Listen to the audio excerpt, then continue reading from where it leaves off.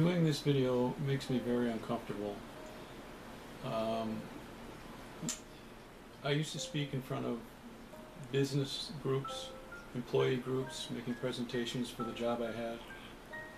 The person that did that is basically no longer in existence.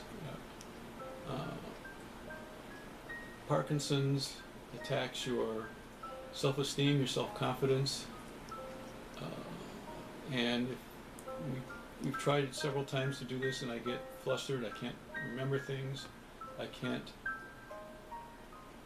stick to the script, so to speak, and it's really depressing. I mean, that I remember what I used to be able to do that I can't do anymore, or I have great difficulty doing. And I mean, if you can notice, my hands are shaking, my voice is crackly, and I have to be told to speak louder and louder because people can't hear me. One of the most common phrases I'm hearing lately is, "What did you say?" So it's a disease that from day to day you just don't know where it's going and what's going to happen.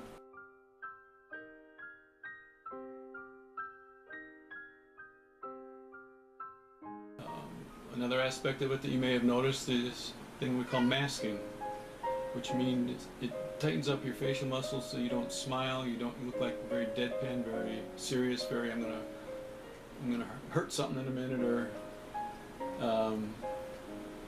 I look sad. Even if I'm laughing on the inside and I'm thinking this is great, it still is a deadpan look on my face.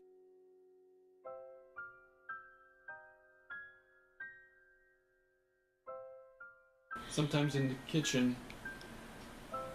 big left turn here, I try to do some of the things I used to do, chopping things up, cooking, stirring stuff up, and it takes me a half hour to do what I used to do in 5-10 minutes.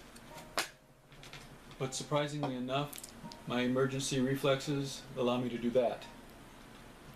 Okay. So it's a surprise. Every day is a surprise.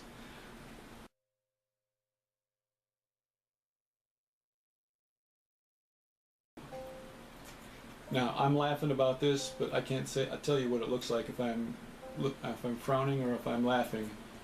But it's just the way Parkinson's is. My emergency reflexes, boom, like that. But try to accomplish day-to-day things that I used to do with my hands, it's extremely difficult. But anyway, the main reason we're doing this is to help us fund a non-profit organization whereby we can help people with Parkinson's live their day-to-day lives. So many people want to raise money and send it to the big pharmas for drug research, and that's fine and dandy. There's who knows how many research projects going on at the current time. I've taken part in two of them, drug tests. But we want to look at the day-to-day life of the people with Parkinson's and see if we can help in that respect. Let the big pharma companies do what they're doing now in the research. We want to provide help for people on a day-to-day basis. We got really excited about recumbent bicycles because they're stable and the patient can use them much greater effect. Exercise is a vital part of overall Parkinson's therapy. With an exercise bicycle of their own, they can exercise at any time, at any time, and for whatever duration they want.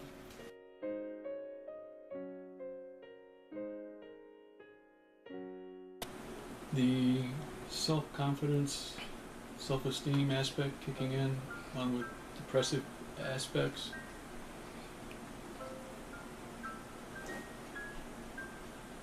that, you know, I forget what I'm going to say, or in the middle of a sentence I'm at a loss for words.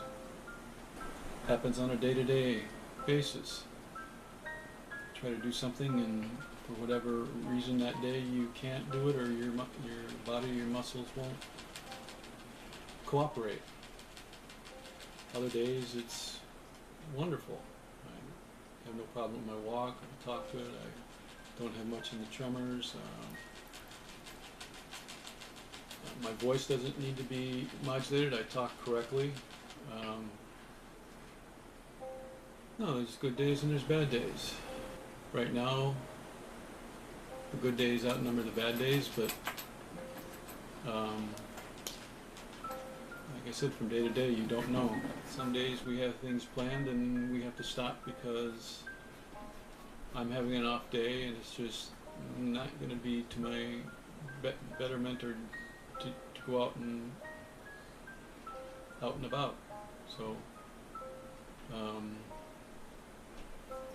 I don't know. It's just from day to day. It gives you. You don't know how it's going to be till you get up and get going. Today we went to the park, and I couldn't smell anything. I couldn't smell the flowers and the plants. We went by some animals and couldn't smell the animals. And where we were, we can see off in the distance the results or the effects of the fires in the area. There's currently fires up in Mount Charleston area, and we planned on going up there, but we can't because of the fires. But it was turning the sky an awesome looking orange. It was partly cloudy, and you looked up at that area of the mountain and it was just all of a sudden got real cloudy, real dark. It was orange, and it kept, Jean asked me if I could smell that, and I said, what? And she says, you can't smell the difference? I couldn't. I can't smell the smoke in the fire.